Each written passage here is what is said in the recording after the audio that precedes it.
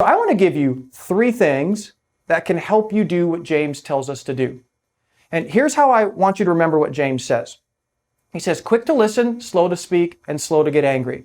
All right, I remember this with hand motions. Quick to listen, slow to speak, and don't touch your mouth because of COVID. Slow to speak, and then slow to become angry. Slow to become angry. Quick to listen, slow to speak, and slow to become angry. All right, 3 things that James tells us to do. Here's the first one. Reflect before you react. I mean, isn't this what James commands us to do when he says, be quick to listen?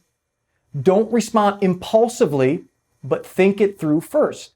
I mean, if we just did this, it would save so much relational damage. King Solomon, who wrote the book of Proverbs, he put it this way. A person with understanding is even-tempered. Now, to be even-tempered means to stay calm. Understanding means someone who sees the big picture, who grasps how things work.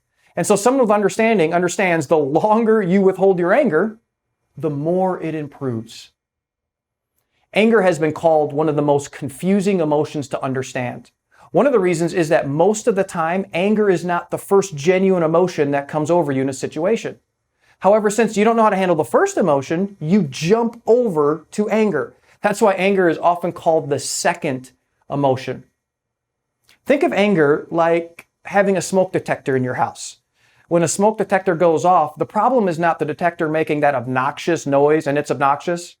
The purpose of the smoke detector is to tell you that something else is wrong. Well, that's what anger does. It's the second emotion telling you that something else is wrong and needs your attention.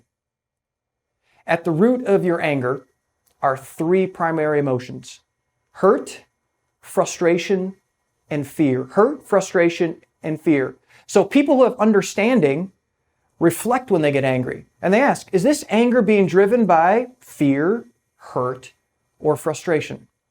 Let me give you some examples and see if you can identify what's at the root of the anger.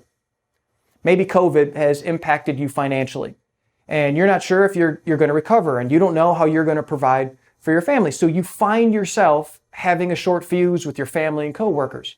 You're more angry than usual. But what's really behind that anger? Fear. But to admit you're afraid seems weak, so you just stay angry. Maybe you have a wife and she's been on a rampage lately. I mean, you're fighting a lot. You're both working from home, living from home, you're sleeping at home, and you hardly help out, and you leave piles of dishes in the sink, and you talk to her, but only when you want something. She's angry. And listen, she has every reason to be. Now, what's really going on? Yeah, she's angry.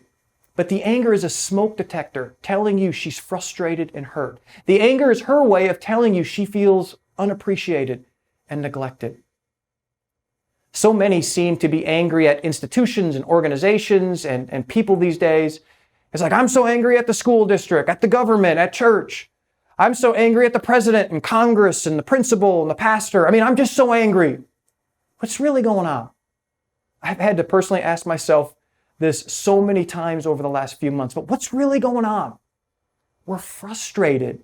We're frustrated at being at home, being restricted, being told no, or we can't. We're frustrated.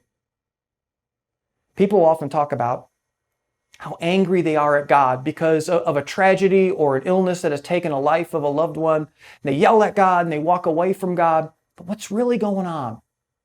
The anger is a smoke detector, signaling they are hurt and crushed by their loss. And their initial emotion is grief, but they jump over that to the second emotion, which is anger.